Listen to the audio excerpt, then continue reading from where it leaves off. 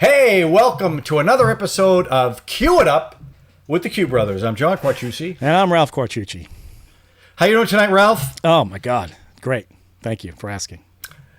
Okay, good. I'm all right. You know. Oh, yeah. Okay. How you doing? How you doing? Yeah. I'm not great. Well, you remember that Baltimore game, Ralph, that dramatically changed my life? I do remember that. Last night's game, I thought the Red Sox were just going to pound the crap out of them like they've been doing, and it was an ugly.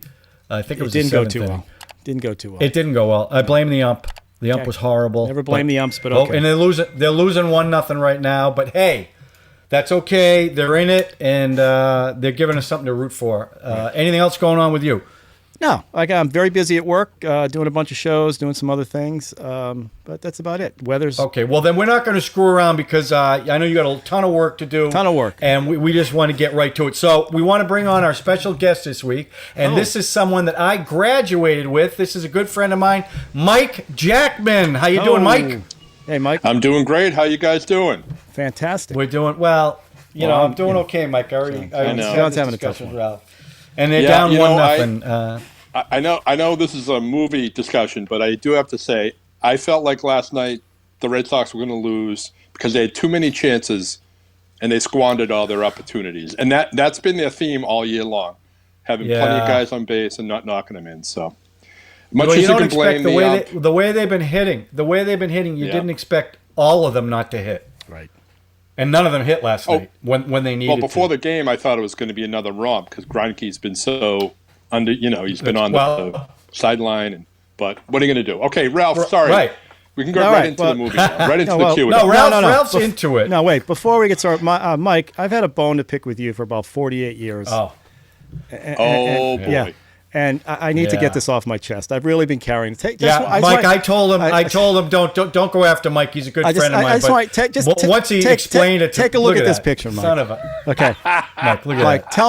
tell me what's wrong with this photo. Okay. Yeah, that's the original photo bomber. That's when I peaked. I peaked at 13 or 12 or whatever this was. And look at that. You had a broken arm back there. I don't even know. The photographer didn't even say, let's do another one. This is the only one I got. Yeah. 48 years I've been. So what I did, no offense, I got rid of you. Okay. So now, Ralph, you lost half your ass. I needed to get that off my chest.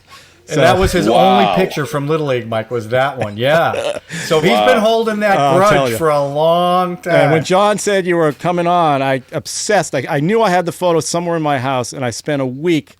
You know how you get that thing in your head, you think you know where it is, and you're looking around. I finally found it 2 days ago, and it was like my whole world opened up. So anyway, 48 years, you were in my picture. That broken arm was the beginning of my illustrious scorekeeper career, which was my main role throughout my. And let me just say this: no one kept a better sports book than Mike Jackman. There you go. I can tell you that. I gave good book. Excellent. That's what I gave good book. Yeah. So, Mike, first of all, thank you for joining us. We really appreciate it. And you and I had a discussion about what film you wanted to bring. And the first film you mentioned was Lawrence of Arabia, which, of course, I would have loved. Ugh. And I said to you, Ralph doesn't like a lot of those classic movies. No, I like that movie. But it's just super long and, oh, my God. Yeah. It's classic. It's a classic. But he also said everybody talks about it. So what would there be left to say? Kind of. So you went a different route. So I went a very different route for a lot of reasons. You did. A, because it's Halloween. And B, because Lawrence of Arabia, I think, has no female speaking parts. And I know that Ralph especially would appreciate the aesthetic choices that the director made in the opening scene of Carrie. I know you would. That would be right up your alley. Yeah, there's no shower scenes in Lawrence of Arabia, right? That I can recall. No, because I don't think Ralph cares based on his other show. It doesn't matter if it's men or women, as long as there's shower scenes. Shower scene's a shower scene. Come on. Yeah, and so tell us the movie you picked, Mike. Yeah, I picked Carrie, 1976. The original Carrie. By Brian DePalma. One of the first scary movies I remember seeing as a kid. I don't remember if I saw it in the theaters or on video or like cable when it first came out, but I've always liked it. I try to watch it every year around Halloween. I think it's very well acted for the most part, especially the two leads, Carrie and her mother, Margaret, played by Sissy Spacek, and Piper Laurie. Yeah. And I Both just nominated think, for you know, Oscars. Yep, they were. And I think I've been kind of, I don't know if you guys listened to the or read the book The Devil's Candy, which was about De Palma, the making of Bonfire of the Vanities, which was kind of like the culmination of his rise and fall. But right. It's a great book, and they did TCM did a podcast with the author, and kind of got me thinking about De Palma. So I've been trying to watch his movies, and I thought this would be a good chance to talk about him and how, you know, what kind of director he is. Yeah, and, have you seen that documentary? Have you seen the documentary on Netflix or whatever on De Palma? Just De Palma talking to the camera. It's amazing. No. Yeah. No, I haven't seen that. Yeah, he breaks down all his films, all the big scenes in his films, and, you know, just his philosophy on filmmaking. It's pretty good. I'll have to check it out. Yeah. Gee, if I'd known that, I would have boned up on it before this it's okay. discussion. We're talking about the movie more than the director anyway, but, you know. Yeah, you know, you he's the type of director who likes to throw a lot at the kitchen sink, you know, throw a lot at the wall and see what sticks. And a lot of times it does not serve him well, but I think in Carrie it definitely does. And it's early in his career, and some of the things that became tropes or became tics of his weren't as, you know, set in stone, I guess, at this early time. So, well, and also, wasn't this the first Stephen King adaptation?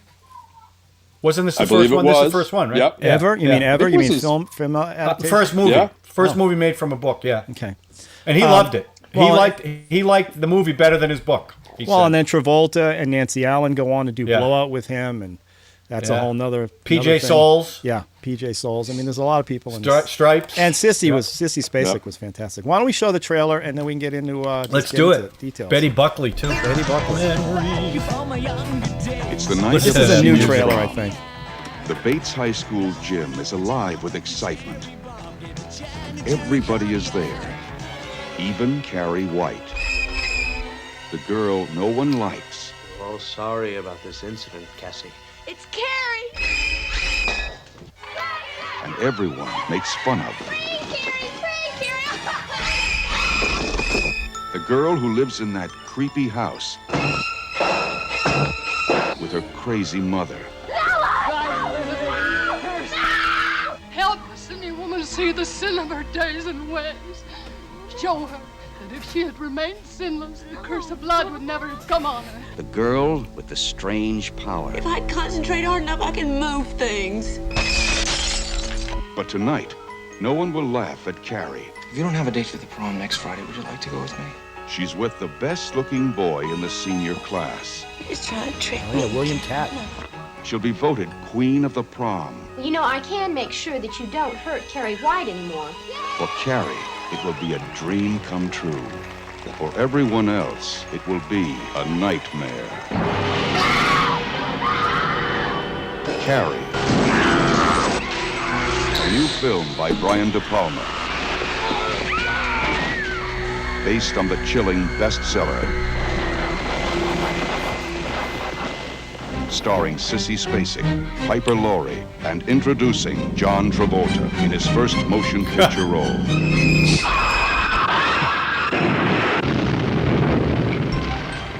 If you have a taste for terror, you have a date with Carrie.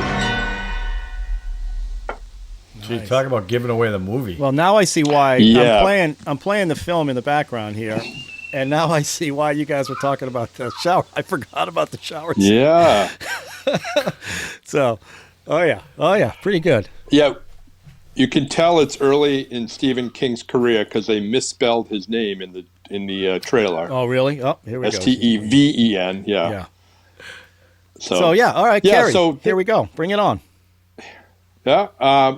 So again, you know, it's funny seeing the scenes with Travolta and how young he was, and just remembering him from Welcome Back, Kotter and Saturday Night Fever. How much energy and how much, you know, he just brought so much, even to this tiny role. He's not in the movie a lot, but he's great. And I can't talk enough about Sissy Spacek and she was really Piper good Laurie. in this movie. Oh yeah, Piper Laurie, definitely over the top, but appropriate for the movie. Very memorable. All these years later, you know, she's a She's a very zealous, religious fanatic. Yeah. Yeah, I guess the word for it. And just craziness, crazy scenes at the end. And like I said, Stephen King's, I think it was his first book too that he had published. If I'm not first mistaken. one that he got published, I think. I think he wrote Salem's Lot before this. But I think he sold the film rights for like $2,500. Is that what I read? Some cheap, real short money. But he didn't care because it catapulted his career after that. Right. Did any of you read the book? I never read the book. I don't think I read this book. I read it years ago. Really? You did? Years ago. Because it was different. It was... Yeah, the ending is definitely different. The jump scare at the end in the movie was not from the book. That was something the screenwriter or DePalma, I'm not sure, came up with. That's another famous scene. Well, one of the times I think probably the first time I saw this film was at the Blue Hills Drive-In with Eddie Abel. I don't know if you remember Eddie. And I told John this story earlier, but we're in there eating Town Spa pizza, watching this film, and when that scene comes up, when that hand comes out of the ground, that pizza I was eating ended up on the ceiling of the thing. I was scared that, then Friday the 13th goes on to do it. They all did it, but that was the first one that kind of did that slow motion as she's walking, and then the hand coming up was just a freak show. Yeah, so many things that, like I said, became horror movie tropes were started in this movie, originated from this movie. So, also, I'm a big Hitchcock fan. And the Psycho references. You can tell he's very inspired by Hitchcock. Some might say copies. Just hearing from the trailer. Yeah. It's an homage. Well, it was Bates. It was Bates High School. Yep. It was Bates, and he used that piano riff. Yep. A couple of times he used it. And the shower scene, and like Norman Bates with his mother, Carrie White with her mother. There's a lot of commonalities, or like I said, things he picked out from Hitchcock. But that all came from the book, though, film. right? I mean, the mother relationships from the book and all that. But like you're saying, even the thing where her eyes go and when she knocks the kid off the bike, it's that wee wee. That's very Hitchcockian. Yeah, I mean, but Brian Palm is known to sort of, I don't want to say copy, but homage to, and like you said, homage to. He admitted it. Yeah, he admitted it. I mean, why not? Why not? Take Dress to Kill, all those things he did, all kind of have pockets of that. And even the split screen he does at the end of this for that scene in the gym, just amazing. And there was a lot more of it that he said it just didn't work. He cut it way down, but it was effective. Really? I mean, I think more of it probably would have been a little overkill. I thought it was effective the way. I had not seen this movie since high school, and I never. No, it had to be later than high school because I didn't see this in the movie theater. I saw this on TV, a video or something. So I hadn't seen it for a long time. So I didn't remember a lot of it. And I didn't remember how good Sissy Spacek was, other than how good she was at that prom scene when she had that psycho look on her face and started killing everybody.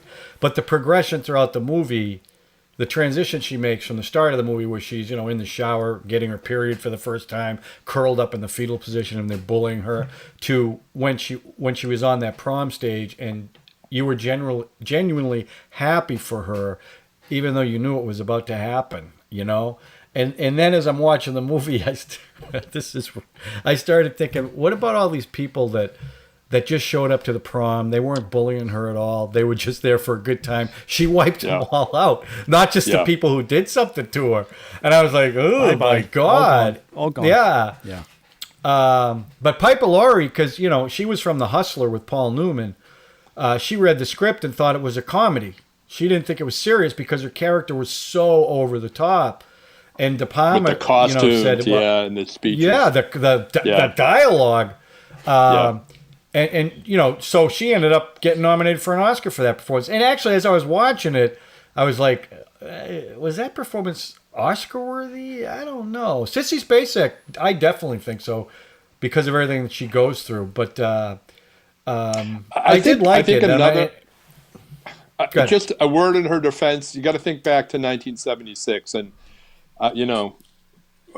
we were too young to remember. But I think at the time, what she did was groundbreaking in terms of how. I mean, she definitely overplayed and played it to the hilt, but it was effective, and I think that had never really been done before either. Wait, There's so much in the 70s. Wait, you're talking about Piper Laurie? Piper Laurie. I mean, the mother. Who's Afraid of Baby Jane? There's some overacting there. And I mean, I don't know. I think maybe the religious aspect of it might have been the bigger thing there, because she was a total fanatic, and she would lock the girl in the room, and I think she was physically harming her, I believe, maybe, as well. Well, I don't know. She did try to kill her. But, you know, as spoilers.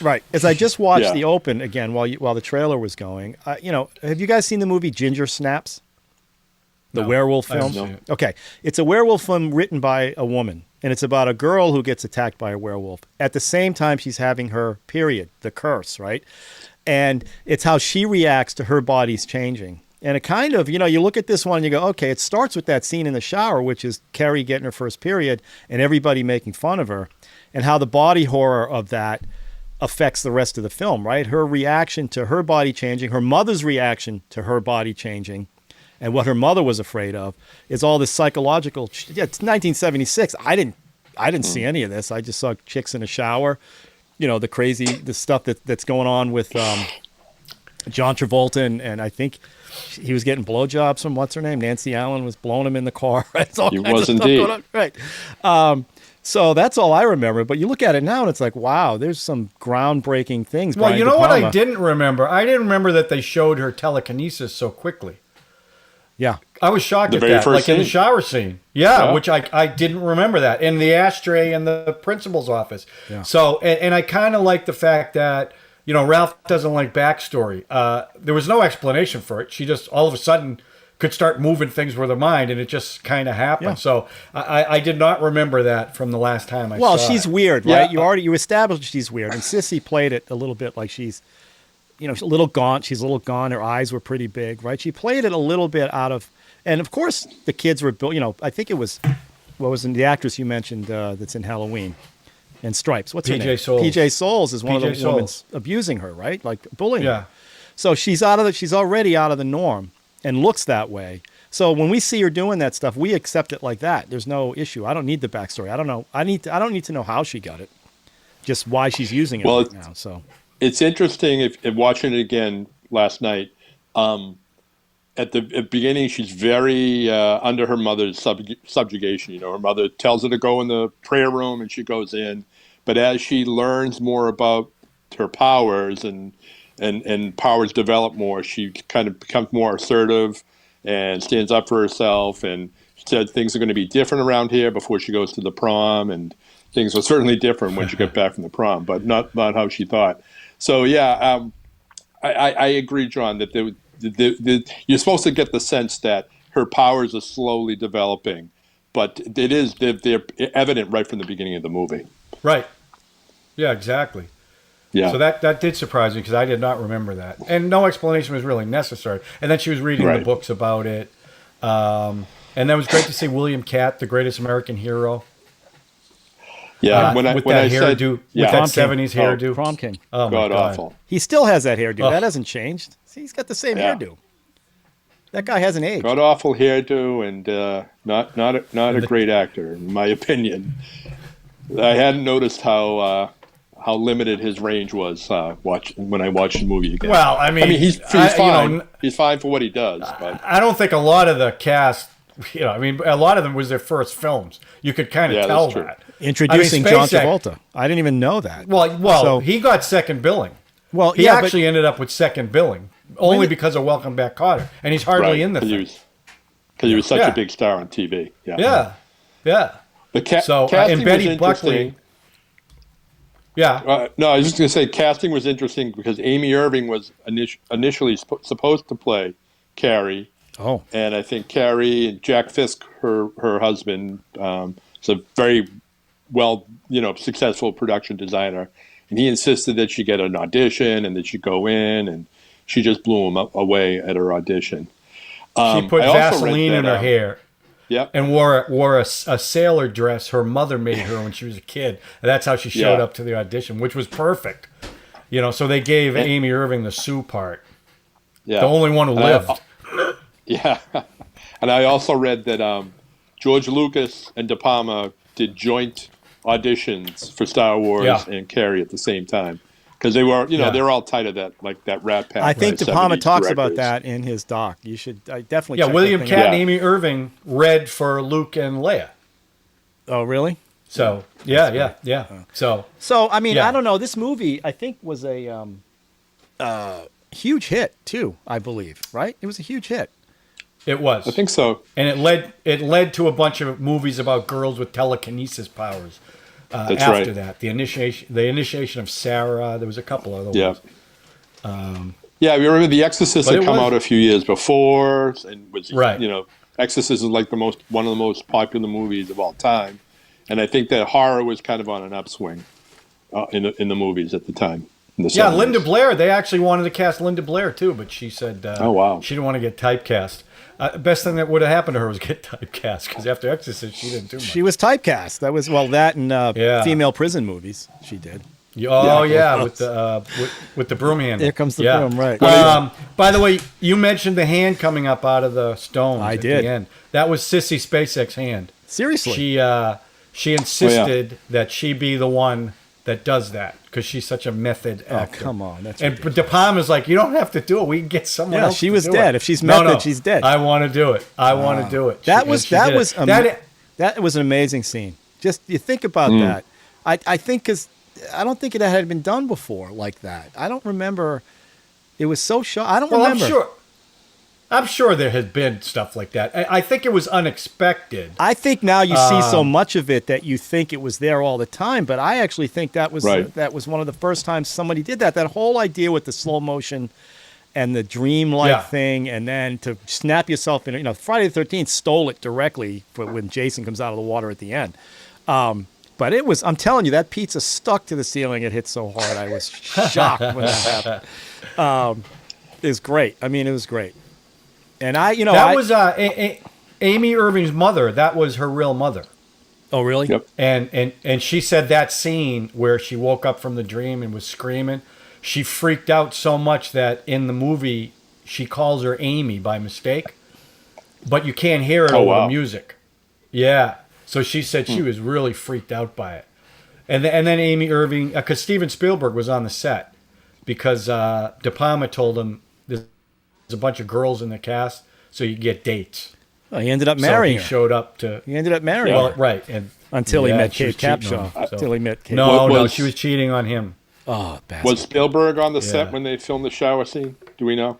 Well, if I was to guess, Mike, and I'm going to pick a day that he's going to go to the set, I think that would be it. I think that would be it. Yeah, not the prom scene. What is wrong with you? See the bush in those shots? That was serious 70s bush. It's awesome. Well, I thought they shot. I give it a 10 for Sissy Spacek. They were very strategic. I got it, Sissy but there was a Spacek. couple actresses in there. It was a full on beautiful. Well, I think he wanted to make sure everyone knew they were naked. So they were naked. Yeah, not a lot of grooming back then either. That's fine. The other thing that is such a 70s movie when Betty Buckley whacks Sissy Spacek when she's trying to, it's like a snap out of it slap. Yeah. But then she whacks Nancy Allen when she's giving her sass during the really whacks her. Yeah, whacked her good. Yeah, there was a lot of teacher on student violence, which I did not Betty recall. Buckley was only 3 years older than Sissy Spacek. 70s. That was fine in which the is 70s. crazy. Oh, that was Edie McClurg's first movie, too. Ferris Bueller, the secretary. She was 30 years old, and she was one of the high school girls. Really? She was older than Betty Buckley. Yeah. She was older than Betty Buckley. I mean, let's talk about that. Yeah, prom. that's right. That prom scene was the thing that De Palma does. The slow motion setup to all that stuff. Like he's setting everything up. He's showing you everything in every detail. And it's just, I mean, he does that in a lot of his, you think about The Untouchables, the scene on the stairway there. Same thing, where it's all done in slow motion, but very deliberate. It's just, and the suspense is still there. It's not like you're taking away any of the suspense. And in this one, when that bucket of blood comes off there and hits her, and she's now covered, then that's when he starts going into the split screen stuff. Mm-hmm. Right. And she's just cutting her tight, and she's looking around. Well, then he gets hit with the bucket. Yeah, he gets hit with the bucket, and you don't know if he's killed then or just knocked out. And that's when they close in on her. Oh, and everything goes red. The other thing is the sound in that scene when, you get the nice background music, everything's, Carrie's crowning moment. This is the high point of her life. And then when the blood hits her, it goes silent. You don't even hear people gasp. PJ Souls is laughing. A guy in the back is laughing. You don't hear any of that. Right. All you hear is the bucket swinging back and forth. Yeah. Carrie looking at herself. And then, of course, you hear the psycho music and everything starts. Yeah. And then she starts imagining they're all laughing at her, including the gym teacher who gets cut in two. They're going to laugh at you. Oh, right. Betty Buckley gets, she gets chopped in half, right? Oh, yeah. Yeah. Well, what I loved about that scene, it was such a slice of high school, the prom, right? And he shot it that way, and the build up to prom queen, and the joy that she felt, and even the joy that the audience, the kids at the prom felt for them, right? You could see it; they weren't laughing at her. And we all know the bucket's up there. So it made it so much worse knowing that this beautiful moment is going to go horribly wrong. And we all know it. They don't know it, but we know it. That's the old Hitchcock trick. It's not about not about the bomb blowing up. It's about the fact that the bomb is underneath the table. Tick, tick, tick, tick, tick. That's the suspense. Well, when Amy Irving sees the rope and then goes looking through the stairs and you see John Travolta and Nancy Allen and the gym teacher's yanking Amy Irving off, not even paying attention to that because she doesn't know what's going on. Yeah. But that scene, when it went all red and her eyes just bugged out of her head, and it was she was doing this and this, and it was and it just went on forever. Well, and then when she's walking down the street covered in blood, oh my God. But it's also the way he used the split screens to make her even more effective, because he would cut to a super tight of just her face. And I haven't seen this thing in years, and I still remember those scenes. I forgot the shower scene at the beginning, I'm not going to lie, but I may have to re-examine that again. But yeah, those scenes are so iconic in there that I haven't seen it in forever, but still remember. And it's fantastic. But she was just want to go back. Sissy Spacek was so good in that movie of playing the mousy girl, and then the girl who gets stronger and more confident, and then sitting up there on that stage. She looked beautiful when she was prom queen. Just like the movie Teeth. It's the same arc. Michael, have you seen Teeth? No. Oh, it's about a girl. Well, the woman has teeth in her vagina. Yeah. Okay, that's what the movie's about. Okay? It's about her. Yeah. It's about her growing into womanhood and realizing how to use that to her benefit. No, it's just like Carrie. Carrie. It is. Anyway, she was great, and then when she went psycho, and then realized what she had done when she went home and was really asking for forgiveness. I mean, she felt horrible about it, especially her. The guy she really liked got killed. And then that scene with the mother where she stabbed her daughter, and then it's like you're so glad that she does that to the mother. I mean, crucifies and how did the Piper? Mother, Yeah, basically. right. Exactly. That's how she died. Yeah, I mean that's what she did. In fact, if you look at that, and it wasn't a crucifix that she had on the wall; it was something else. I read that too. But the mother died in the door, like the same way, the same way with the same things. You know, if you look at that first crucifix than her. Yeah. But that's and I didn't get, as I'm watching it, and they went in the little closet and they both died. I didn't get at first, like was that Carrie's powers disintegrating the house? Is that what it was? Or were they going to hell? Because I wasn't really sure. What did you guys think? Yeah. I thought it was her powers just crushing the house, but... So her powers were just... Well, as she was dying, the powers just got released and it was just destroying everything? Is that what it was? Except, isn't the sign at the end, Carrie in hell? Isn't there an pointing down, right? That's when she walks up. Carrie White rots in hell. Rots in hell. So you might be right. Maybe that is, they well, that's how I interpreted that. Interesting. That she was going to hell. Yeah. But then I'm like, okay, well, she was dying there. And maybe her telekinesis just got unleashed. Because in the book it was different, right? Wasn't it rocks or something or hail? Yeah, I read that. Destroyed the house. Yeah, like it was like divine retribution or something. Yeah.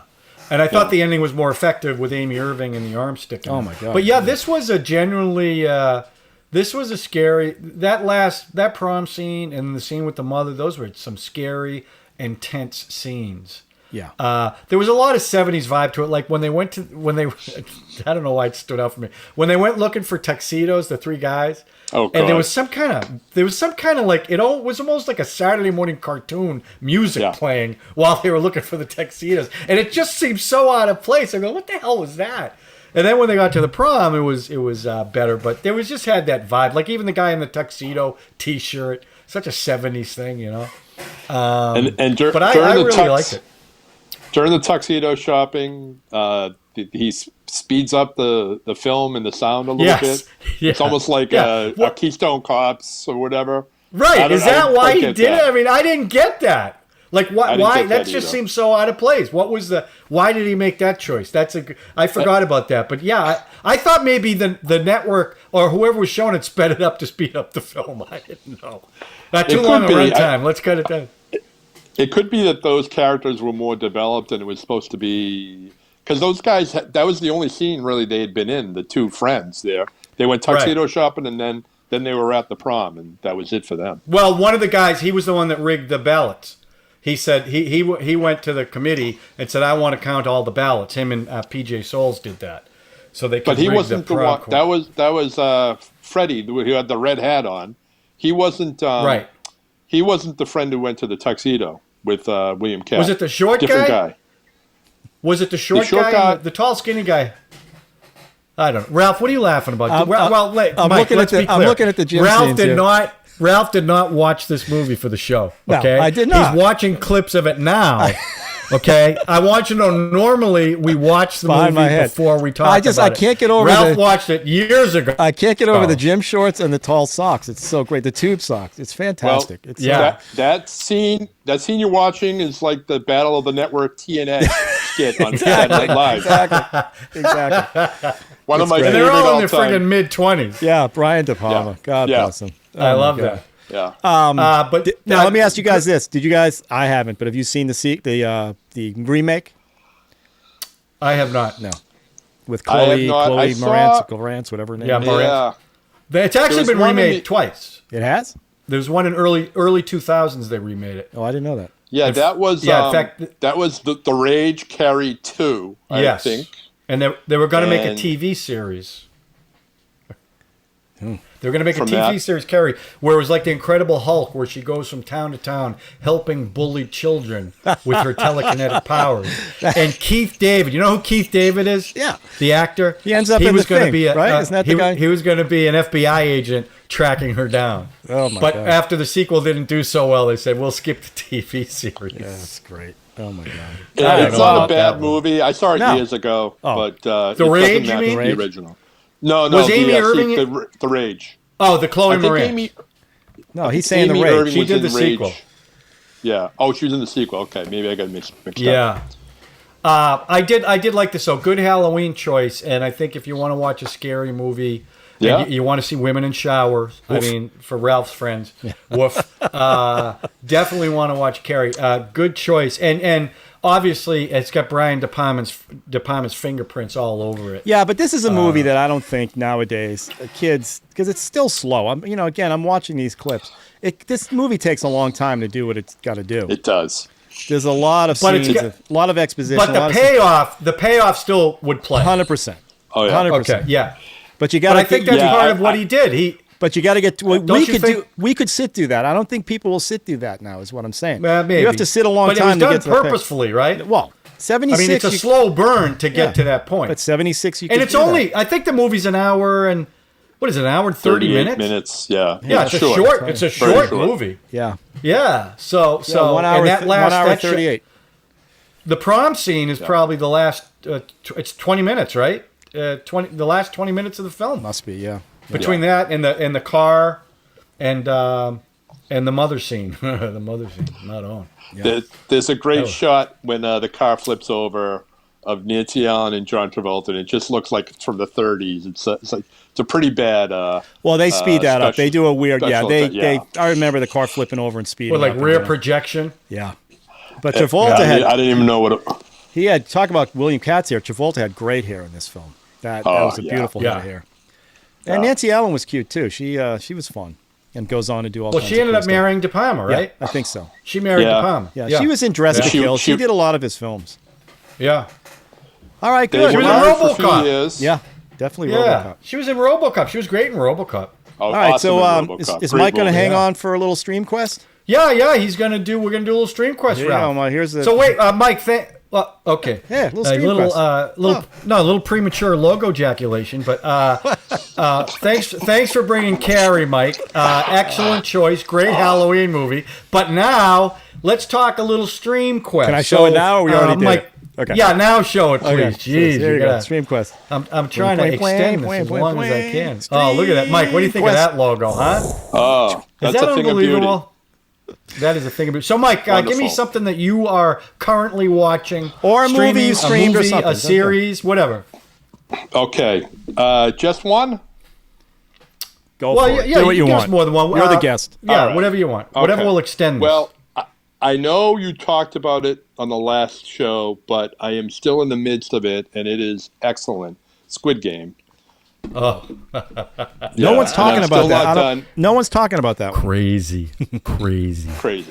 But the Red Sox being in the playoffs and I wanted to come on and fact check you, John, because you can subtitle it on Netflix. You can pick. I did not know that. I didn't know that. So they default to the dubbed one, right? Okay.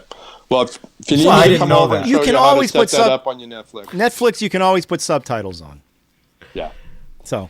Well, you can play. No. There's a subtitled version. I understand that, but if they didn't, Yeah. I think you could have probably. But Right. okay, whatever. They default. So have you watched the whole thing, Mike?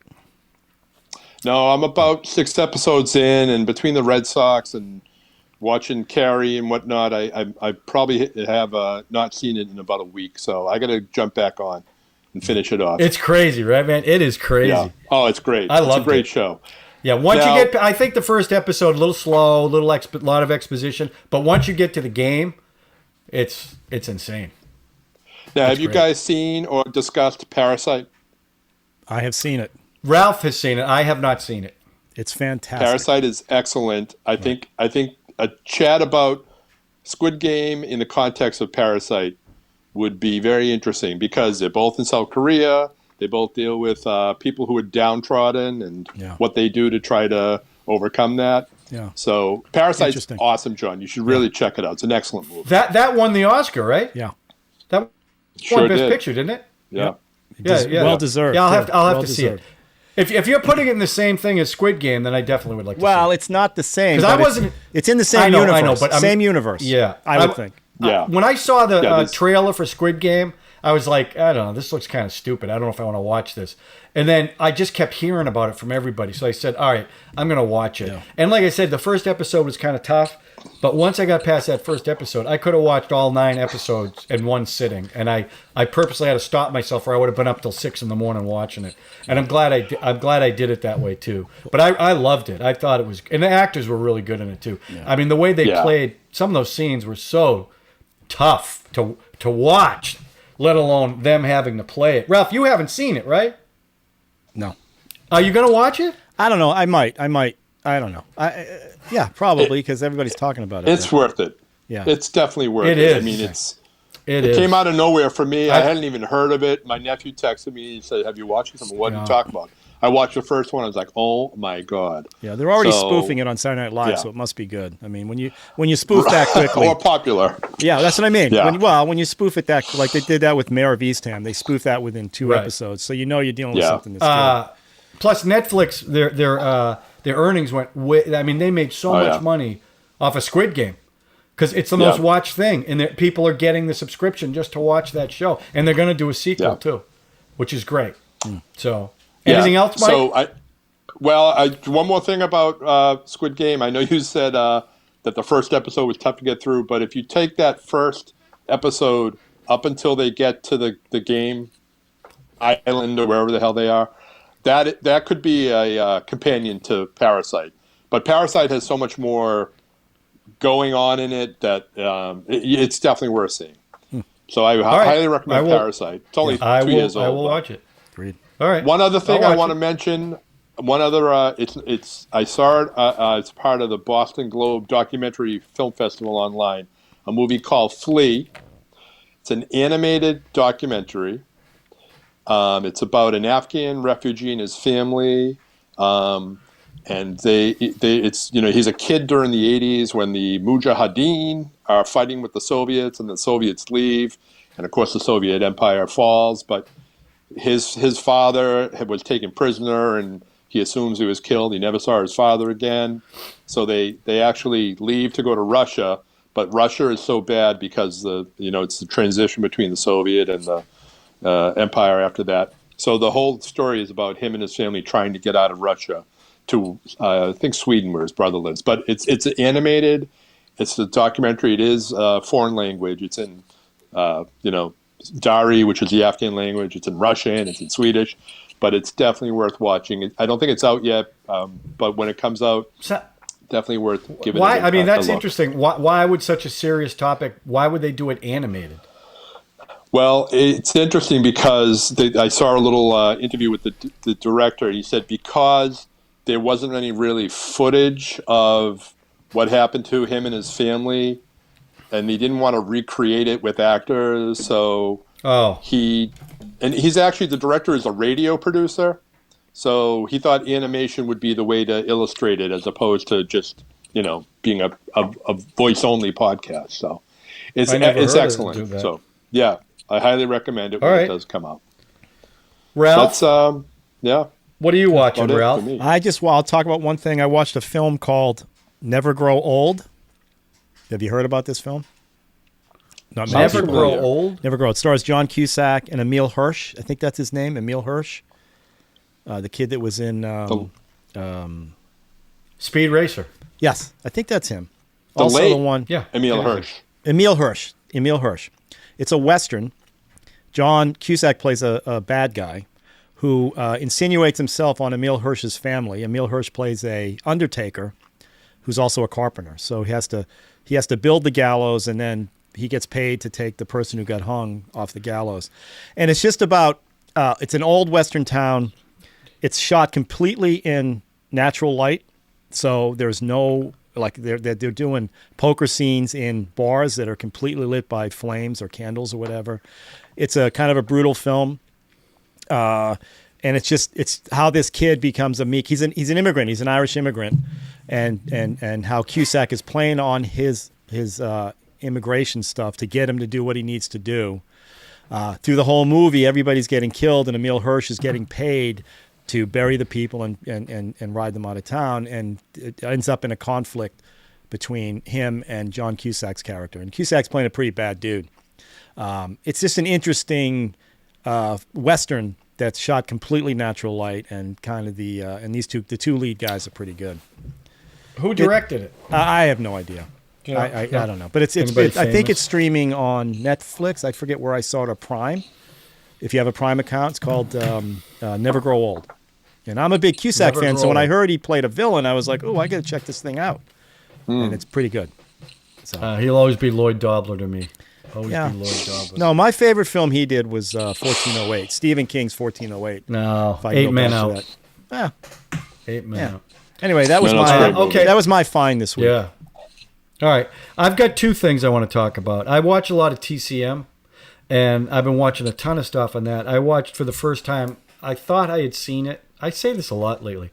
I thought I saw the whole movie, but I only saw clips from it. 1953's House of Wax with Vincent Price. And it was a film that was made in 3D, and when it was released to theaters, the print that did better was the one that wasn't in 3D.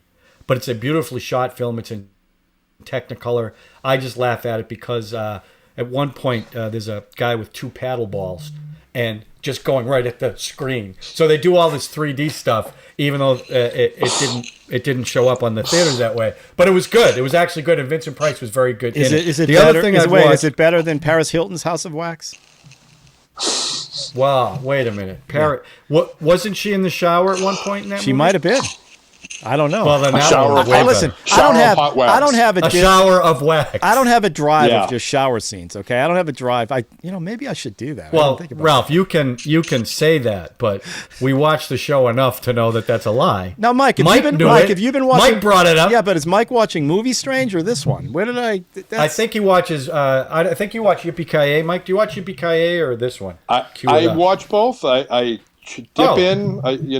I think John, I was looking through my old texts. I texted John after watching your very first show, and I was like, I liked it, except Ralph had some very disturbing comments about a nubile young character, and I can't remember what movie you were talking about. So, I know. It was it was The Professional with Natalie Portman. There you go. Yeah, I mean, come on, who am I was wrong? like 14 at Ralph, the time. Yeah, sometimes that's Ralph, I'm not gonna lie, that's a little weird. You're right. But. Sometimes Ralph, when I do these shows, sometimes Ralph makes me a little uncomfortable, but I try to just go with it. I It's just a assume thing. nobody's watching.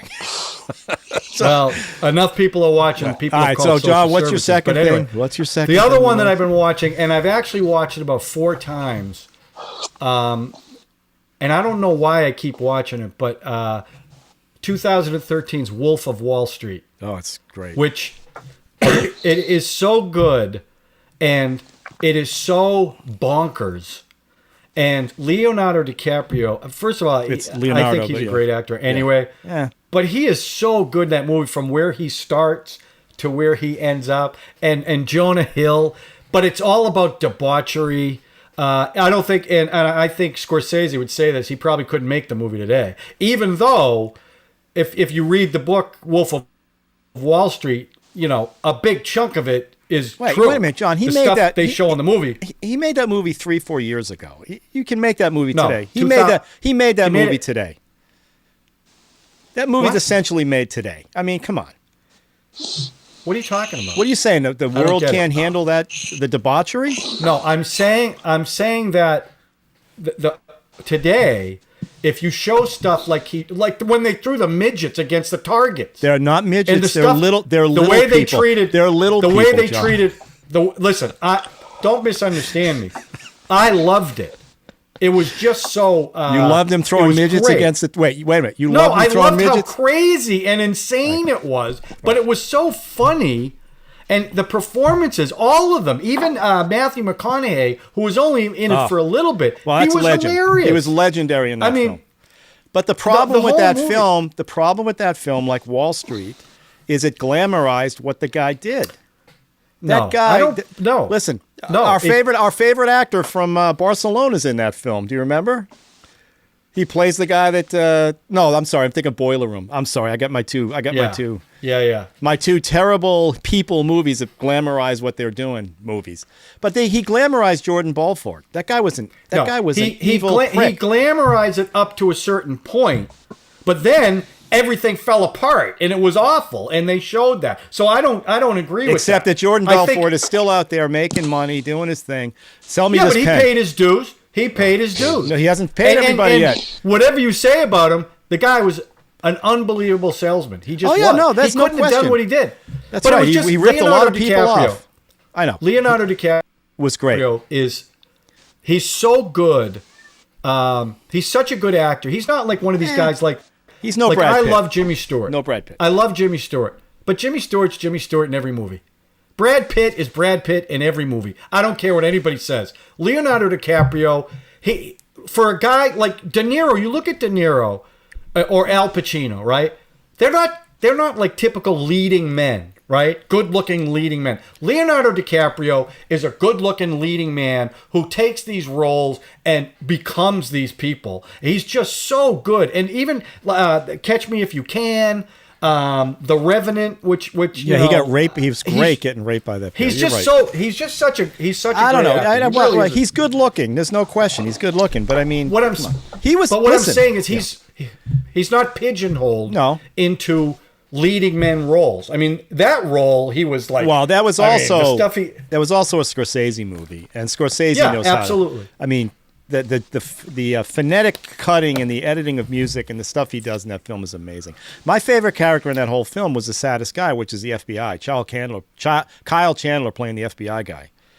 But he was great. Oh, you mean the last scene in the subway? Where he's looking at his clothes and all that. Everything Leonardo DiCaprio said about him was but I true. still but like the his way he scene. caught him.